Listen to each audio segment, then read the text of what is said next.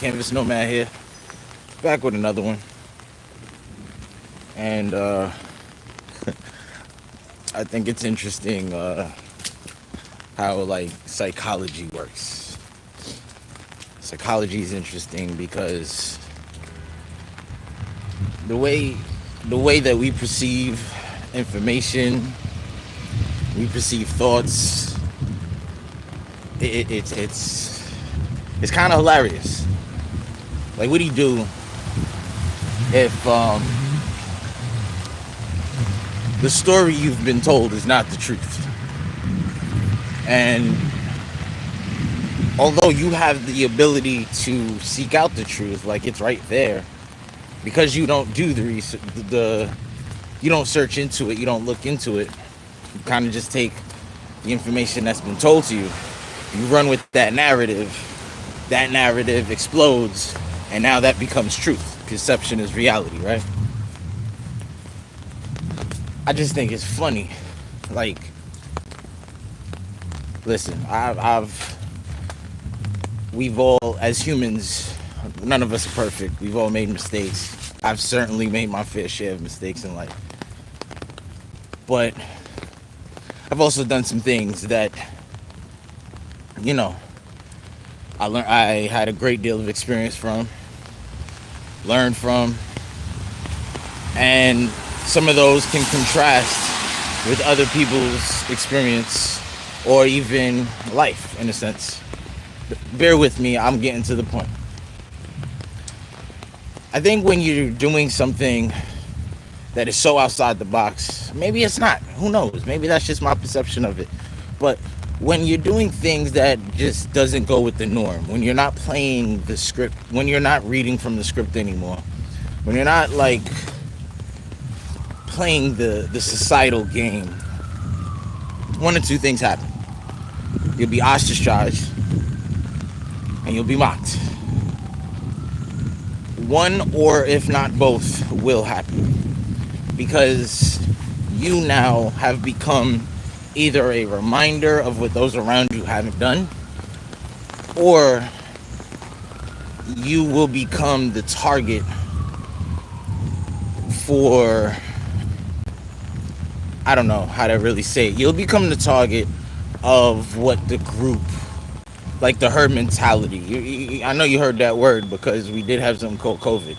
The herd mentality, usually people look towards a leader to help lead them in a direction. Now, it doesn't necessarily have to be a direction that helps them.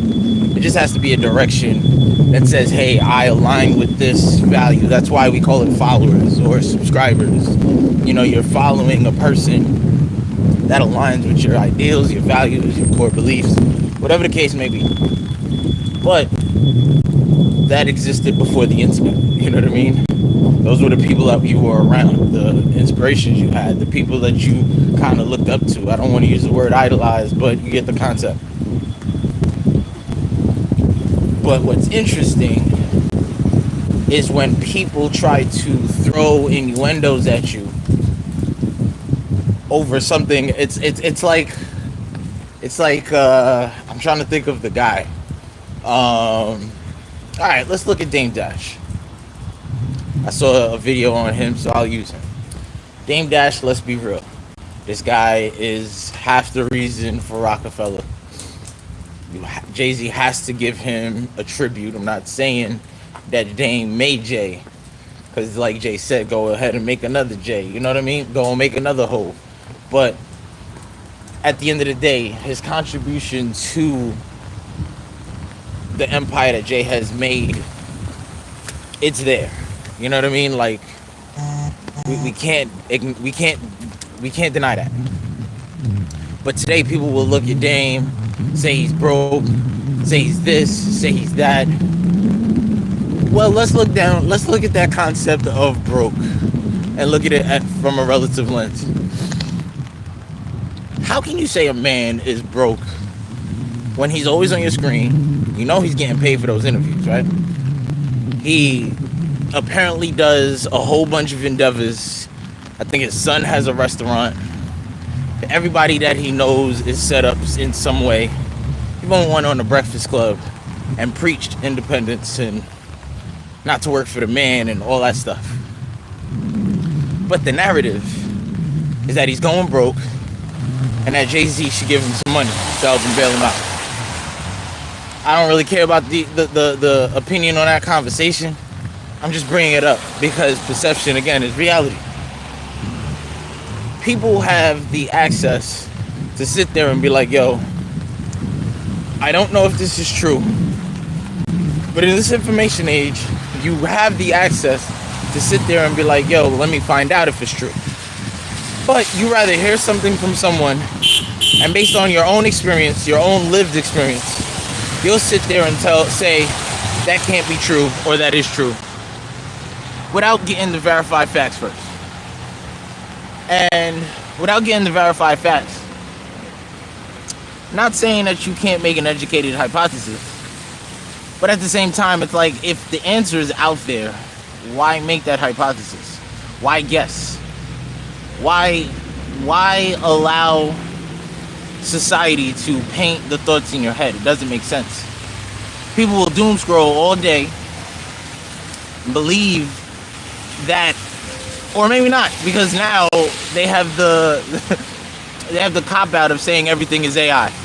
It could be a footage from 1978. Oh no, that's AI because you can stylize the video that way. And it's like, you know what I mean? Like, how are we living in this world that is so desensitized? And of course, it's by design, but that's another conversation. I just think it's interesting that the people around you will paint pictures in their head, either about you or about a situation, regardless of what the truth is, regardless of what the scenario is, regardless. And generally, it's coming from usually one or two bad apples, and I'm not talking about anybody specific, I'm just saying usually in a group, it's going to come from one or two bad apples, and usually if they're, somewhat influential within that group, the rest of the group is going to follow the ideas of that, because now they don't want to be alienated to be the loser in the group and aside with you when it comes to that situation. So to stay in status quo, to stay with the norm, to stay with with what other people are saying, they will likely just agree, even if they don't agree, or maybe they have a personal opinion on a certain situation, but because they don't want to be ostracized, they keep their mouth shut, they keep this shut. And yes, to a certain degree, you should have a level of stoicism, but at the end of the day, it doesn't do any good if you're not trying to be the difference maker or be that change you want to see in the world. If you just go along with what everybody's saying, you're not going to be at all you're going to be blending in, and I'm not saying that you have to do things to stick out. That's not the point.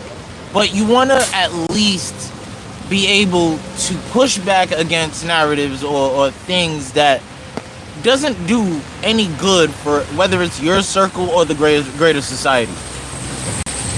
People will definitely try to put you down in ways that is just like, wow, I can't believe that that's what he thinks about this scenario when all I did was go to the store. You know what I mean? Like it's uncanny.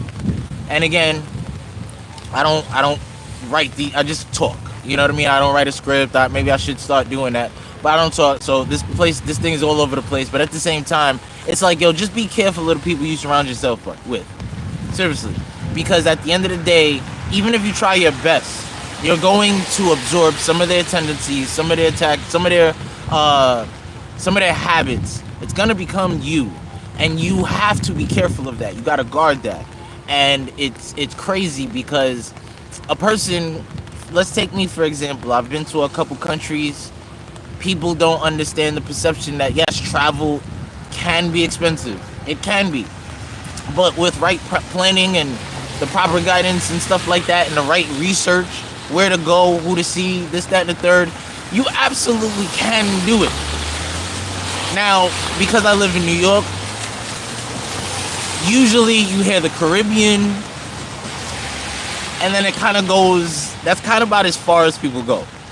And then if they're from a certain country, they've only gone home and as far as the Caribbean. Maybe in their later life they'll go to Europe. That's really as far as it goes. I've told people that I've been to Thailand and they automatically put a price tag like the ticket alone. Like the ticket is crazy. I ain't go front.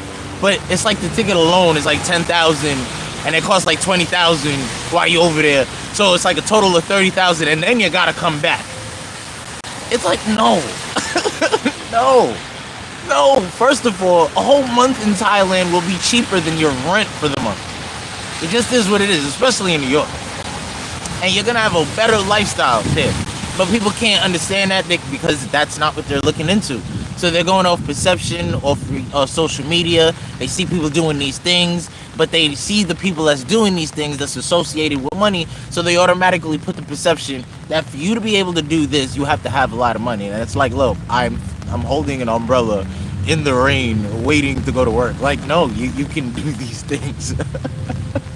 It's kind of hilarious, but that's the perception that reality will create in the minds of some people. And it's you gotta understand. Oh, okay, thank you, but I don't want to get this wet, so I gotta. Somebody's trying to help me hold the umbrella. I appreciate it. Thank you. That's funny, but yeah, you gotta understand. Sometimes there's people out there that are caused to be catalysts. You know what I mean? They're causing. They are, because they are not equipped with the experience you probably lived. They are now going off of the herd mentality perception that inherently puts those people down if you don't fit the mold of someone who should be doing what you did. I don't know if that makes sense. But it's your boy Canvas Nomad here. Like, comment, subscribe. And if you made it this far in the video, you my friend, I'll certainly appreciate it. Peace.